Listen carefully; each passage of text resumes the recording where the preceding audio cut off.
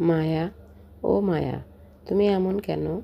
তোমার জন্য আমি ধীরে ধীরে নিঃশেষ হয়ে যাচ্ছি। বারবার নিজেকে বোঝাই এবার শেষ, আর নাই।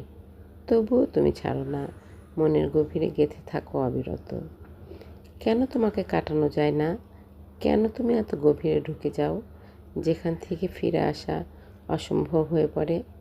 মায়া, তুমি নেশার মতো, একবার ছুঁয়ে গেলে মানুষ আর মুক্তি পায় না।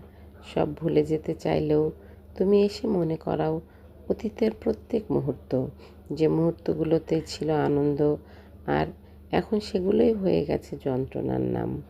মায়া, সত্যি একটা কথা বলি, তুমি না থাকলে হয়তো আমি শান্তিতে বাঁচতাম। তবুও জানি তোমাকে ছাড়া আমি অসম্পূর্ণই থেকে যাই। ধন্যবাদ সবাইকে আমাকে এতক্ষণ শোনার জন্য।